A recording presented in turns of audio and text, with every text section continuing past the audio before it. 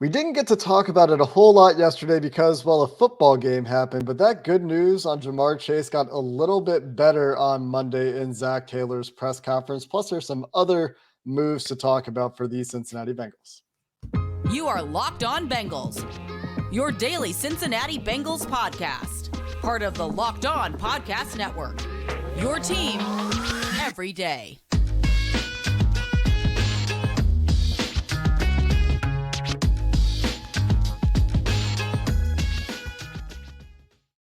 What up, Bengals fans, and welcome to another episode of the Locked On Bengals podcast. We're part of the Locked On Podcast Network here on Locked On Bengals, as myself, Jake Liscow, and your other host of Locked On Bengals, James Rapien, bring you daily coverage of your Cincinnati Bengals. We're free and available everywhere you get your podcasts and on YouTube. So if you're new to the show, make sure you hit the subscribe button on YouTube, the follow button anywhere you get your audio podcasts, and just get in the routine. Make us your first listen. Join the club. There's a whole lot of you out there that do it, and we appreciate every single one of you who do. Today's episode of Locked On Bengals is presented by PrizePicks. Right now, first-time users at PrizePicks.com will get a 100% instant deposit match up to $100 with promo code LOCKEDON. That's PrizePicks.com, promo code LOCKEDON. And James, Zach Taylor addressed the media for about 20 minutes, a little bit longer press conference on Monday, as they are sometimes after a win, get a little bit more verbosity from the Bengals head coach. And the good news, although he was brief about this and was careful not to say too much or make any promises, is that Jamar Chase is going to get back out there this week, is going to get some work in, and didn't necessarily say he's going to practice this week, but the implication was that he's going to at least try to practice this week. Everything has gone as they hoped, was the indication from Zach Taylor in the press conference, with the recovery of Jamar Chase's hip. And it's now to a point where they're comfortable with him getting some work in and seeing how he feels. And that's kind of where Taylor left it. But to me, and you can tell me if you interpreted this otherwise, the implication was that he's going to at least attempt to practice this week, if not practice at some point in full, if things go well. Yeah, he's going to practice. I'll break the news. He's going to practice this week. Now, how much does he do? Is he just limited throughout the week? Is this about him just getting his feet wet and getting that hip, testing out that hip and seeing how his body reacts? Because he's been on the shelf for 4 weeks. And Zach Taylor, you're right, didn't give us a lot of details about exactly what they expect from him or what they need to see from him.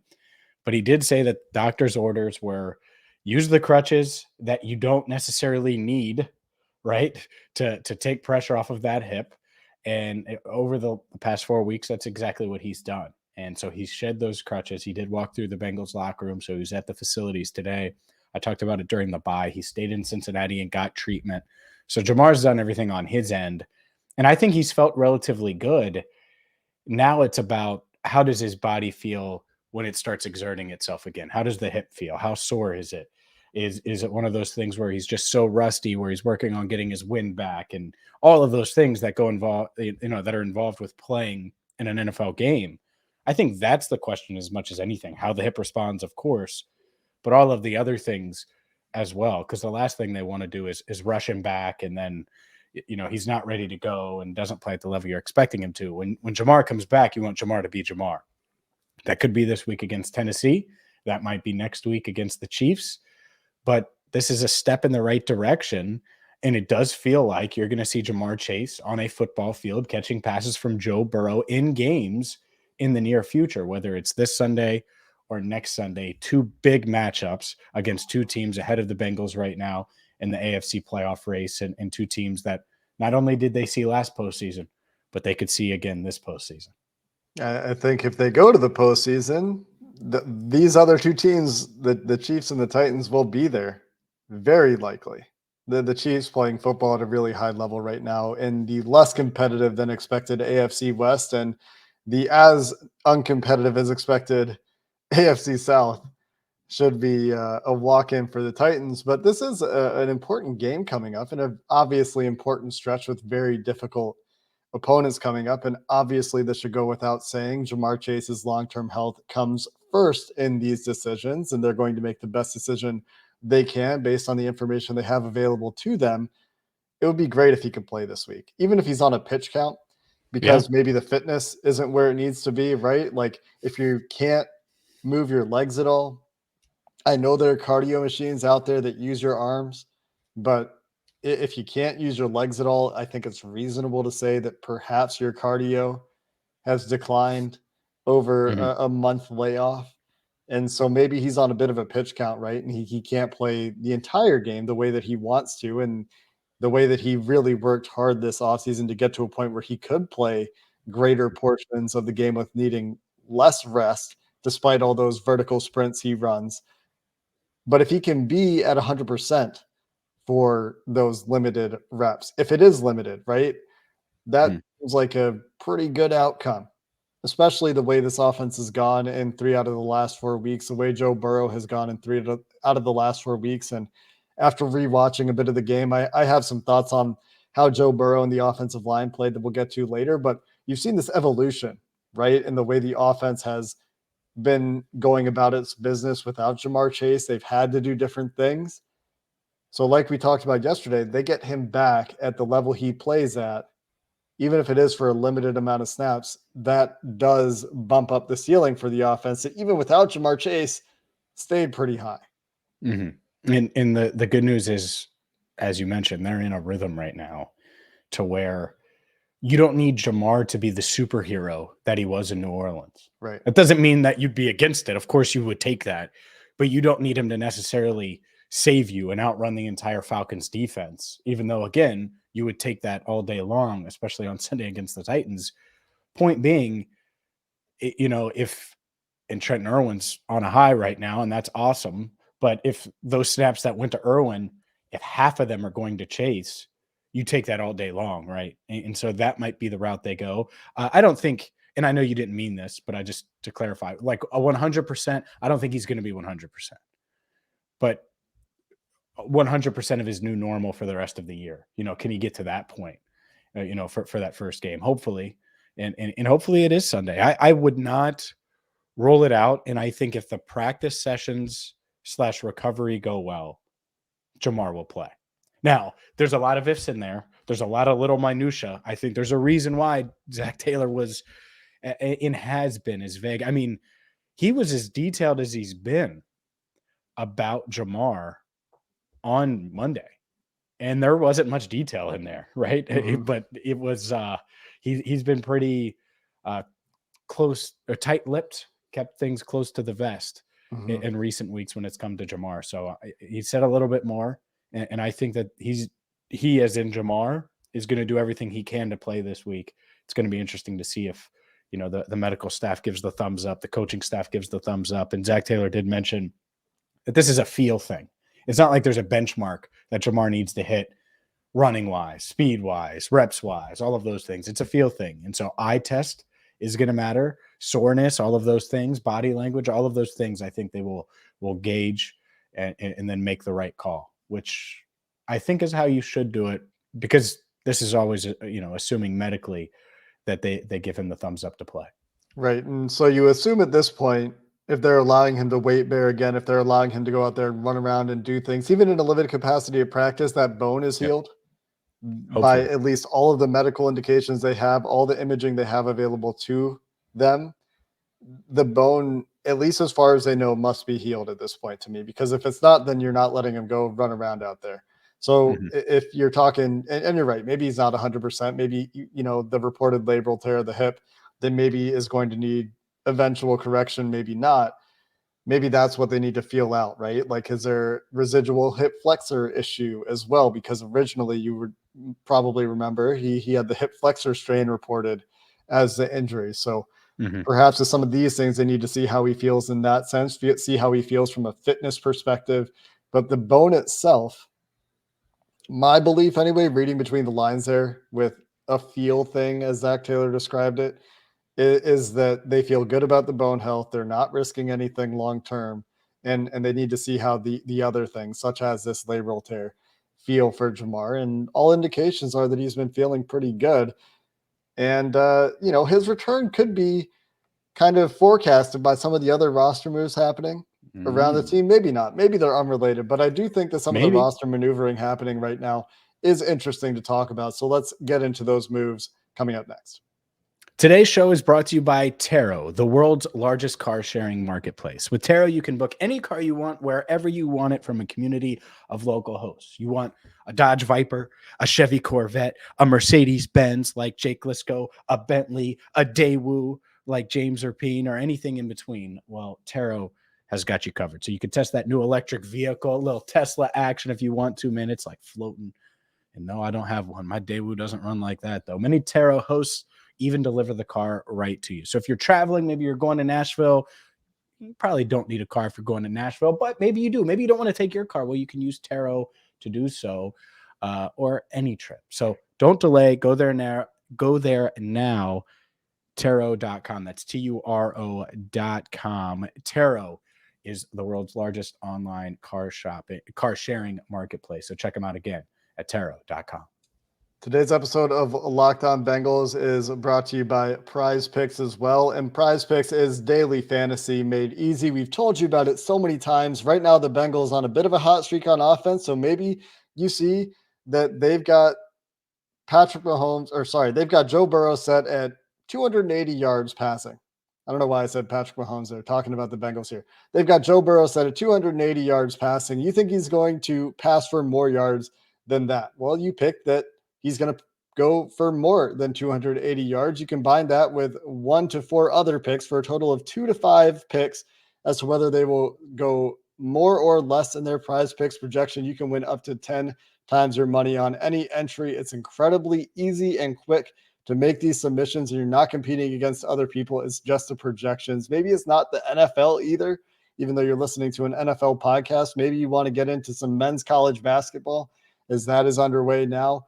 They've got you covered for a wide variety of sports. Download the PrizePicks apps right now or go to prizepicks.com and sign up to play daily fantasy sports. First-time users can receive a 100% instant deposit match up to $100 with promo code Locked On It. Again, if that's $100 deposited, you're going to get $100 from PrizePicks. If it's $50 that you put in, they're going to give you $50. Don't forget, that's promo code Locked On at sign up for an instant deposit match up to $100. Jake, you mentioned moves, and let's dive into those moves right now, because the Bengals, well, they made a few of them starting on Monday by designated offensive tackle Isaiah Prince from injured reserve. And Zach Taylor added that Prince has been healthy. It was time to activate him. And so there's no 21-day window. There's no, we'll see this or that. No. He's just instantly on the 53-man roster. The Bengals waived wide receiver Mike Thomas to make room for Prince on the 53-man roster. They also released linebacker Tegray Scales from the practice squad. And Scales was signed with the Bengals in July as a first-year player out of Indiana. So a few moves. Some would say minor, certainly interesting with Prince now on the 53-man roster. No Mike Thomas. I would expect him to return to the Bengals on the practice squad, but certainly some maneuvering from the Bengals on Monday.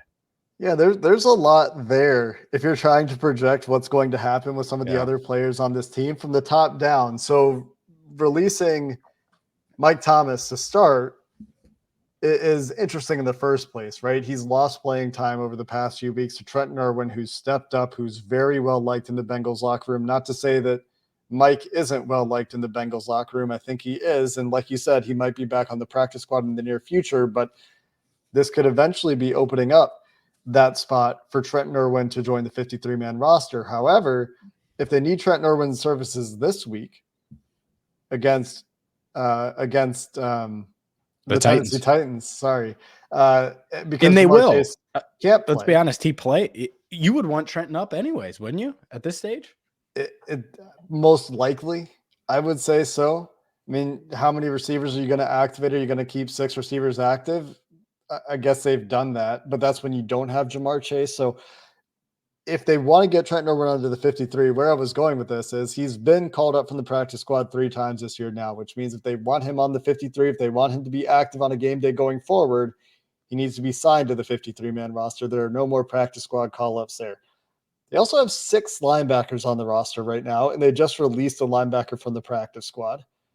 that could be a breadcrumb. That could be a meaningless distinction, and they just feel good about their depth on the 53, so they didn't feel like they needed to keep the depth on the practice squad in scales. They also have 11 offensive linemen on the active roster right now, and they've had 2 healthy scratches on the offensive line all year, despite having 6 linebackers and only maybe 3 or 4 of them play on defense every week.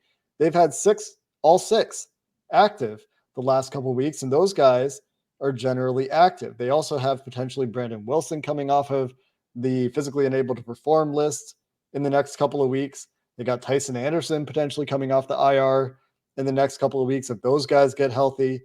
So you would expect some additional moves here, and it's hard to pinpoint where they might be. And one really interesting possibility that we talked about before the show started, James, is around Kevin Huber, who remains on the 53-man roster. Yeah, Zach Taylor mentioned, like, yeah, we're going to go business as usual, continue to do what we've done with Kevin Huber and Drew Chrisman, which sounds good, right? You just elevate Chrisman from the practice squad, you can make Huber inactive. But if you want to really juggle them, why not just keep Chrisman on the practice squad? He knows he's going to make the 53-man roster. You still have 2 elevations. And if you move on from Huber, that gives you that extra roster spot for Trenton Irwin or insert whoever else, while you're also getting Isaiah Prince back in the mix. I think that there's a scenario where that happens, because at this point, what's going to happen with Drew Chrisman? I mean, he held all 3 field goals, all of the extra point attempts, 54-yarder on the road, all of those things cold. He's able to do that. So there's no doubt there. And he punted well. Wasn't perfect, but he punted well. Certainly better than we've seen from Kevin Huber this season in a tough environment. So I think it's his job now, whether they want to come out and say it or not. So maybe that's the route they go. You just keep Chrisman and you don't have a punter on the 53-man roster for a couple of weeks. Who knows? But you're right. More moves are coming. And I do think Mike Thomas is going to return to the practice squad. Certainly. But you absolutely want to get Trenton Irwin now on the 53-man roster. He clearly has a rapport. He's shown that he can make some plays for you. That doesn't mean he's, a world beater. I'm not saying that. But he's made plays when you needed him to, and he certainly did on Sunday. And so to me, they're going to find a spot for him. And there is no spots. To be clear, there are no spots right now with Isaiah Prince being elevated, even though they waived Mike Thomas. Their roster is at 53 currently as we record this on Monday evening. So we'll see what they do. And they've got some injured guys currently on the 53. I don't know if any of them need the IR at this point. Chris Evans, Dax Hill. Yeah. Right. Josh Chupo has been hurt. He's been an injured and inactive for a few weeks now. So they have some guys that are hurt there. Again, not clear that any of them need a trip to the IR, but it'll be interesting to see how they juggle the roster here. And it could be a surprise cut. And that's where I look at some of these positions where they're a little bit heavy. 11 offensive linemen is a lot for this team. Yeah. They've not carried that many offensive linemen, maybe ever under Zach Taylor, certainly infrequently. They've generally been much lower than that. 6 linebackers. And I know Clay Johnston, Joe Bachie, Marcus Bailey, Akeem Davis-Gaither, even those guys play on special teams. Is a lot for a team that doesn't use those guys on defense all that often. Again, I would think 2 linebackers on the field. I would think Clay Johnston would be the odd man out if I had to pick one. Maybe they've seen enough out of Joe Bachie following the ACL that they're like, okay, because they believe in that kid, man. They like him a lot. Not that they don't believe in Clay Johnston, but man, you talk to that coaching staff about Bachie, it's like, yeah, they love themselves some Joe Bachie. I'll put it to you that way. Yeah, and it would, to me, be either Johnston or one of Deontay Smith or Jackson Carman. Would be the other two. Just, if they're healthy scratches on the offensive line, Max Sharping ahead of Jackson Carman at this point, clearly. But now you've got an extra tackle.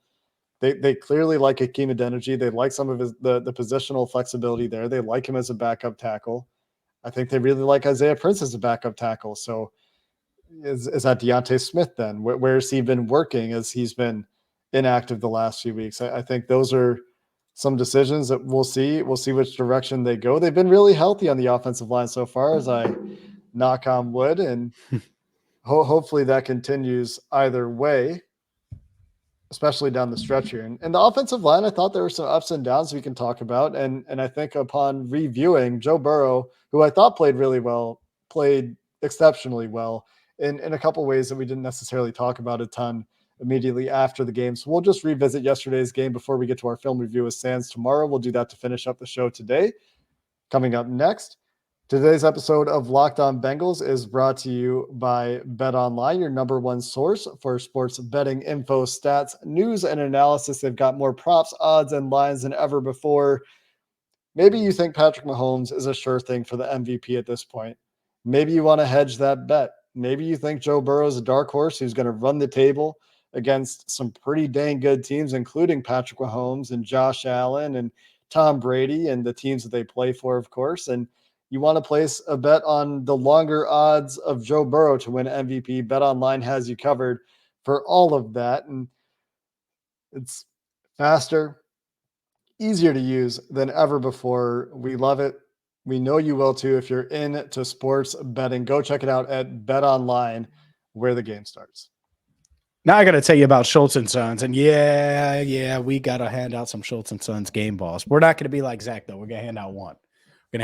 And I think Jake and I know which one, but we haven't talked about it, so we'll dive into that in just a second. But today's show brought to you by Schultz and Sons. Schultz and Sons Jewelers has been a Cincinnati tradition for over 65 years.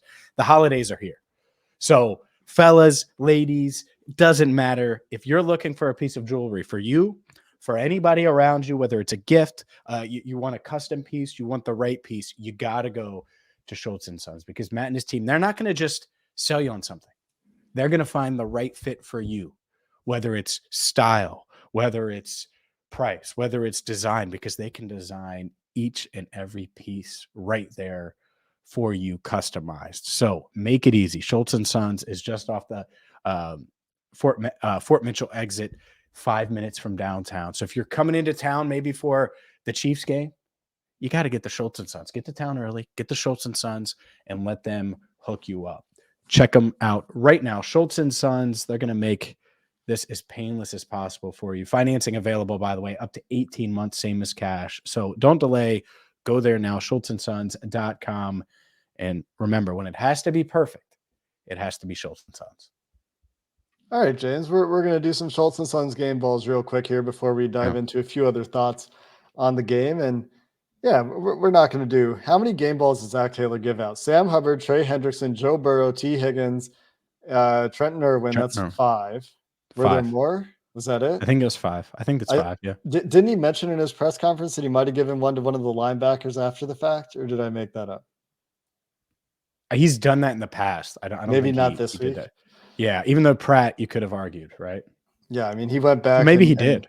And said that Jermaine Pratt and Logan Wilson both had really nice games. And I think that there's certainly some weight to that argument. But if you're picking one, James, who are you picking? Joe Burrow, best player on the field. Pretty simple, right?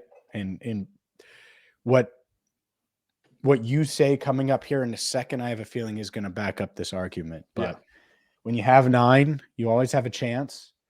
And Tyler Boyd, that's the other part is like upon further review. I got to talk to Tyler Boyd after the game. He also talked with reporters, and it was consistent. He was like, man, we got Joe Burrow. Yeah. We always got a chance when you got Joe Burrow. And like just all about it, man. And, you know, he's played with other quarterbacks and seen a lot of time in this league, spent a lot of time in this league now, 7 years? So this dude, he's been around the block some, and so he's a big Burrow believer. So Joe Burrow gets the Schultz and Sons game ball, which I'm sure is more valuable than the actual game ball he got from Zach Taylor. Do you agree with this? I mean, it's probably made out of diamonds if it's coming from Schultz and Sons, so probably more valuable, yes. Joe Shiesty with some diamonds, you know? I won't argue with you about Joe Burrow. If I had to pick a runner-up just for the sake of offering another player here who I think is in the conversation, we talked about it yesterday. T. Higgins quietly had an elite football game. Our pal Bengals Sands, he'll be on the show with us tomorrow to talk about some of the all-22 takeaways after we've had a chance to watch the tape and digest things. put up a cut up of all of T. Higgins' catches, and he was undressing Steelers cornerbacks. I mean, he was beating them in man. He was finding the soft spots in zone. He was better after the catch than I thought he was.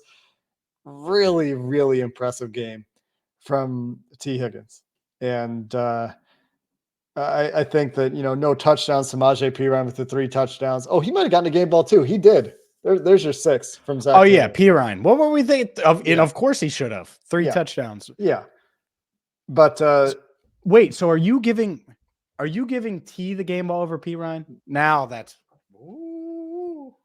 I think that Samaje Perine had a really good game. I think what T did, despite not scoring touchdowns, was more impressive. Oh. I don't think that's that controversial if you turn on the tape. Like, Samaje Perine did a fantastic job of finishing plays, getting into the end zone, had really great blocking on that screen, by the way. Cordell Volson downfield, excellent. I think it was Ted Karras getting a block right away on Devin Bush to help spring that. That was really good. The other plays, good job to get downhill in the flat and score the touchdowns. But I think T. Higgins was more impressive. Not to take anything away from Samaje, who I thought was great. But I get your logic. I also think there's something to, having 18 points to your name, right? It's like, yeah, here's the good problem is I hope we can debate and have conversations about Schultz and Sons game balls every week. That means that a lot of guys played well. That's right.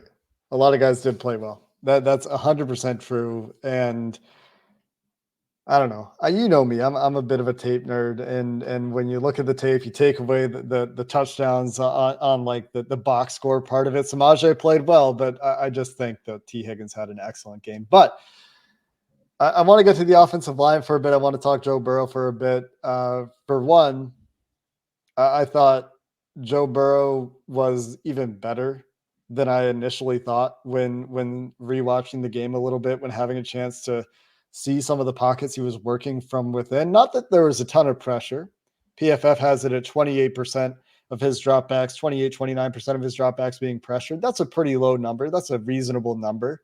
But I thought Joe Burrow's pocket management in this game was very good in terms of avoiding pressure, helping his blockers to sustain their blocks with subtle pocket movement. Only took sacks on those 12 pressured dropbacks on 2 of them. And one of them, of course, is called a sack because Joe Burrow thought he had a QB draw, didn't actually have it. Joe Burrow's pocket movement, pocket awareness, pocket management in this game was very, very good. Very, very good. Next level stuff. I don't think that we really talked about that as much as we could have yesterday. The ball was coming out, and it's not like he had a lightning quick time to throw in this game. Average of 2.6 second time to throw, according to PFF, which is much slower than his season average, which is second fastest in the NFL to Tom Brady. But despite all the balls getting batted down at the line of scrimmage, I thought, and TJ Watt's freak interception, I thought Burrow was just getting the ball out in perfect timing. And that's hard to do against a team that is trying to get a lot of pressure on you. The strength of that defense is obviously the defensive front. And also Jonah Williams, real big bounce back week for him. Fantastic. I thought overall was the best lineman for the Bengals on the field. But L. Collins, Cordell Volson, maybe a little bit worse than I initially thought, but I thought Collins held his own, had his share of wins against TJ Watt. Cordell Volson, man, and Brandon Thorne pointed this out on Twitter. Cam Hayward gets away with a lot of defensive holding. And 2 of the pressures that Volson gave up, including the sack he gave up, came when Cam Hayward had a fistful of Volson's collar, which is cheating. That should be a flag. That's defensive holding. That's an automatic first down for the Bengals offense, and the Bengals didn't get those calls. So, credit Cam Hayward for being sneaky. I have a lot of respect for his game, but made Cordell Volson look a little bit worse on the stat sheet. But shout out Jonah Williams and just wanted to shout out Joe Burrow's pocket management, pocket awareness, and timing, because it was really good on Sunday.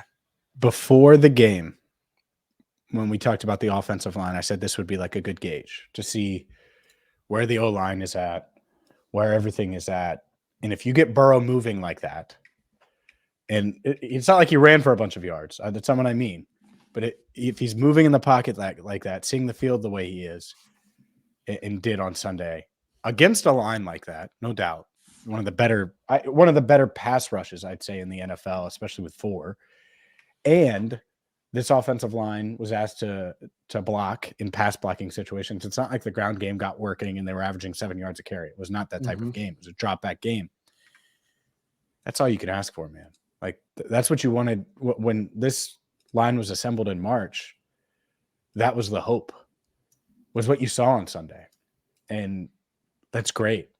Hopefully it continues, because when it does, I'm not sure anyone's better than Burrow when you give him time and allow him to read and allow him to scan and allow him to do what he does. There aren't many.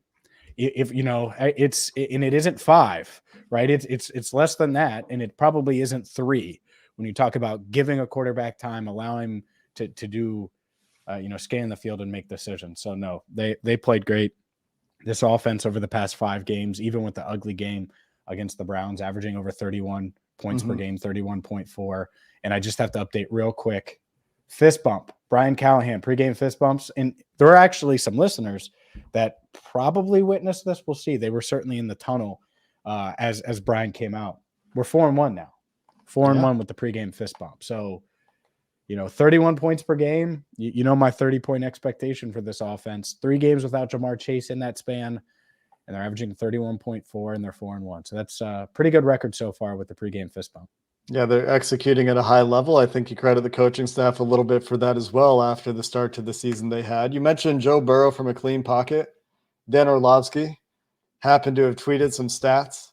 Maybe these were in the back of your mind when you said that. This was a couple hours before we recorded. In terms of clean pocket, first in the NFL in completion percentage from a clean pocket. Oh.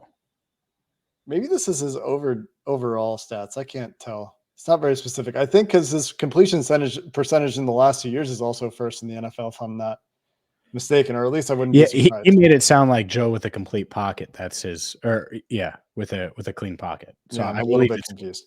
Because he said when the offensive line wins. When the offensive line wins. So maybe this is ESPN's pass block win rate, whatever it is. When the offensive line wins, Joe Burrow, 72% completion percentage is first in the NFL, 9.4 yards per attempt is first in the NFL, 41% of his passes going for first downs is first in the NFL, and a passer rating of 114.4 is first in the NFL. If you look at his clean pocket grade from PFF, again, excluding week 1, because I don't include week 1 in any of my Joe Burrow stats because of what week 1 was coming off that appendectomy.